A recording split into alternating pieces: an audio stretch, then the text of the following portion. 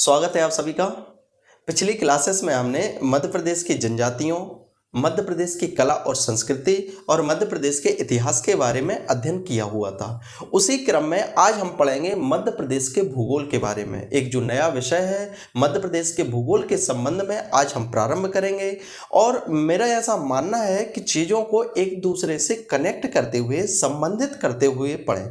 उससे क्या होगा कि जो चीज़ें होंगी वो काफ़ी सरल हो जाएंगी। जैसे आज का जो मध्य प्रदेश के भूगोल में सबसे पहला टॉपिक है वो है भूगर्भिक संरचना के बारे में। भूगर्भ शास्त्र के अंतर्गत हम पृथ्वी की आंतरिक संरचनाओं, उनकी जो परतें होती हैं, प्लेटें होती हैं, उन सब का अध्ययन करेंगे और उसमें ये इस बात को समझेंगे कि मध्य प्रदेश में भूगर्भ के अंतर्गत कौन कौन सी चट्टानें पाई जाती हैं। और इन्हीं चट्टानों से ही हम ये अनुमान लगाएंगे कि जिस तरह की चट्टानें पाई जाएंगी उसी तरह से यहाँ पर खनिजों की उपलब्धता होगी। जिस तरह की चट्टानें होंगी उनका अपक्षय अपर्दन होगा, टूटेंगी फूटेंगी तो उससे मिट्टी का निर्माण होगा। तो जिस तरह की चट्टानें होंगी उस तरह की मिट्टियाँ भी होंगी। अब जिस तरह की मिट्टियाँ होंगी तो वो उस तरह की क्षेत्रों में फसलों की उत्पादकता होगी। आप समझ रहे हैं ना, एक दूसरे को कैसे कनेक्ट करना है चीज़ों को। तो जिस तरह से चट्टान है उस तरह से खनिज, जिस तरह से चट्टान है उस तरह की मिट्टियाँ, जिस तरह की मिट्टियाँ उस तरह की फसलों का उत्पादन।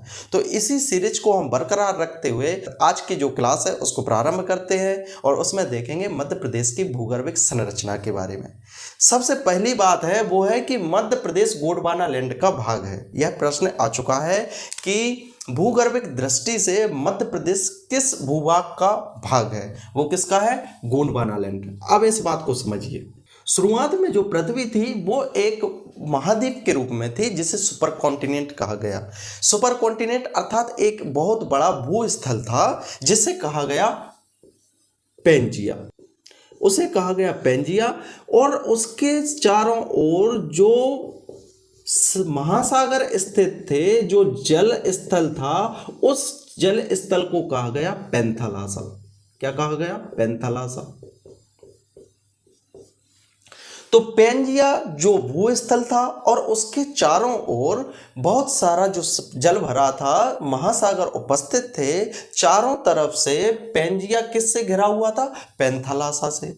लेकिन मैंने बताया कि भूगर्भिक संरचना में पृथ्वी अनेक परतों से बनी हुई है, प्लेटों से बनी हुई है और इनमें सामान्य तौर पर संकुचन और एक दूसरे से अलगाव होते रहता है, उनमें कंपन होते रहता है। इसी कारण से भूकंपीय तरंगें भी उत्पन्न होती हैं।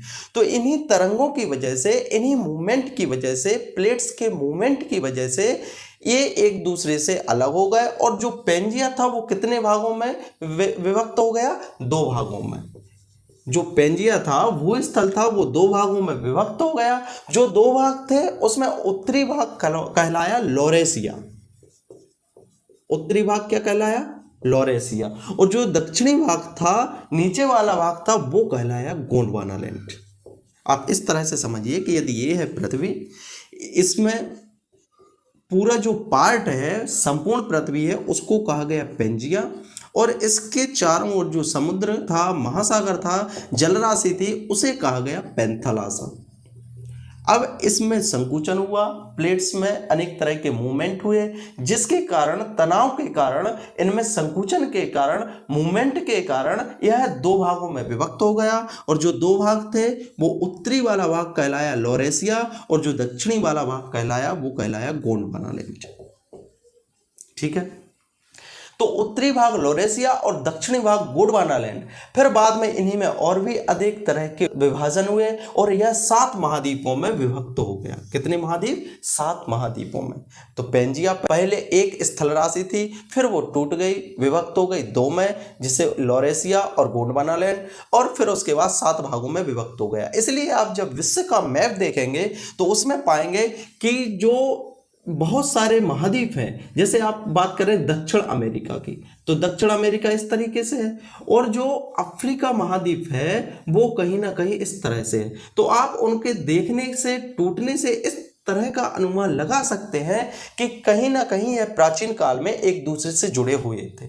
इसलिए आप भारत के नक्शे में भी देखेंगे कि जो कुछ गुजरात वाला तटीय क्षेत्र है वो मेडागास्कर और अफ्रीकन कंट्रीज के बहुत सारे देशों से ऐसा लगता है कि सीमा साझा करता है। ठीक है। तो इस तरह से ये प्राचीन काल की बात थी। फिर बाद में वैगनर का सिद्धांत आया और उन्होंने इन सब चीज़ों को, पेंजिया, पैंथालासा, इन सब चीज़ों को डिस्क्राइब किया। उनके बारे में हम भारतीय भूगोल में पढ़ेंगे। अभी बात इतना समझिए कि जो मध्य प्रदेश है वो किसका भाग है? गोंडवाना लैंड। गोंडवाना लैंड अर्थात पेंजिया का जो दक्षिणी भाग है, दक्षिणी भाग गोंडवाना लैंड और उत्तरी भाग लॉरेशिया। ठीक है।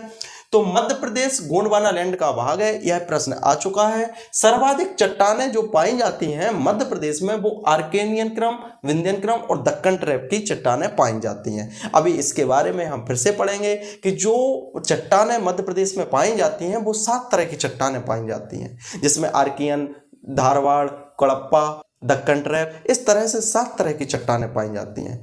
तो मध्य प्रदेश में सर्वाधिक जो चट्टानें पाई जाती हैं वो आर्केनियन क्रम की, विंध्यन क्रम की और दक्कन ट्रैप क्रम की चट्टानें पाई जाती हैं।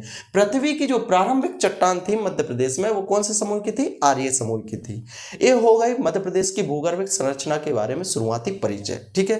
अब बात करते हैं कि मध्य प्रदेश में जो चट्टानें पाई जाती हैं वो कौन कौन सी चट्टानें पाई जाती हैं, क्योंकि इसी के आधार पर हम इस बात का अनुमान लगाएंगे कि कौन वाले क्षेत्र में कौन कौन से खनिज उपलब्ध रहेंगे, उनकी बहुलता रहेगी, किस तरह की मिट्टी, किस तरह की फसलें कहां पर रहेंगे, इस तरह का अनुमान हम लगा सकते हैं। ठीक है।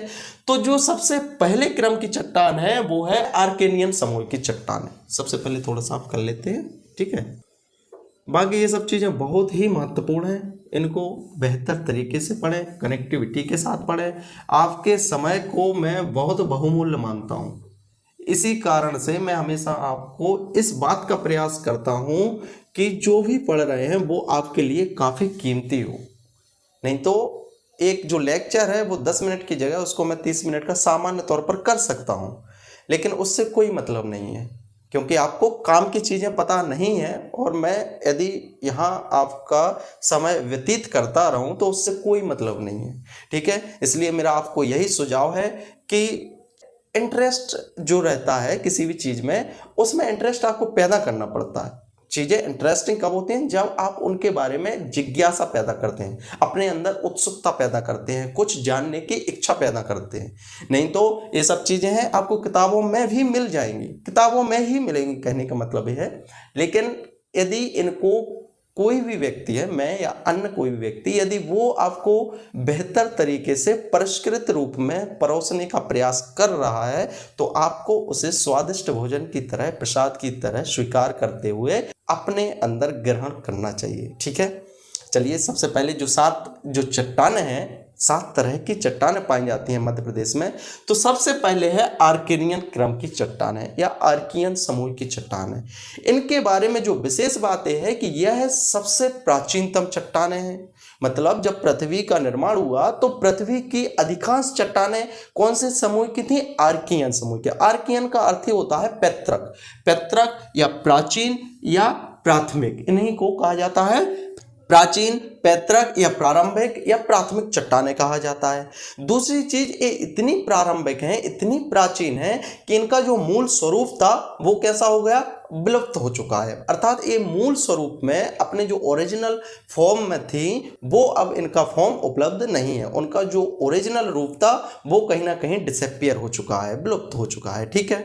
अब बात करें इनके निर्माण की, कि जो सबसे पहले चट्टानों का निर्माण हुआ वो आर्कियन क्रम की चट्टानें थी, तो उनका निर्माण कैसे हुआ? आप ये समझिए कि जो पृथ्वी थी या पेंजिया था, पेंजिया समझिए, पेंजिया में भूगर्भ में बहुत उच्च मात्रा की ऊष्मा और तापमान होता है। तो उसके कारण जब लावा और मैग्मा के रूप में जो द्रवित पदार्थ थे भूगर्भ में, पृथ्वी के अंदर जो पृथ्वी की परतें होती हैं, भूपर्पटी, मेंटल और कोर, ये 3 उनकी परतें होती हैं। तो जो पृथ्वी का आंतरिक भाग था वहां पर अधिकांश जो पदार्थ पाए जाते हैं, चाहे फिर वो धातुएं हों, राख हों, वो द्रवित मात्रा में पाए जाते हैं, द्रवित रूप में पाए जाते हैं, तरल रूप में पाए जाते हैं, अर्थात वो लिक्विड फॉर्म में होते हैं। तो जैसे ही उन्हें ऊपर आने का, अर्थात जैसे ये है पृथ्वी, ठीक है, इसके अंदर क्या है? जो पदार्थ है वो तरल में है, तापमान होने के कारण द्रवित मात्रा में, द्रवित रूप में, द्रव रूप में होने के कारण जब यह अंदर से प्रेशर एग्जर्ट करते हैं, प्रेशर लगाते हैं, दबाव बढ़ जाता है अंदर, तो यह ऊपर पृथ्वी सतह पर आ जाते हैं। अब जब पृथ्वी सतह पर आएंगे तो यहाँ का टेम्परेचर अंदर की अपेक्षा कम होता है।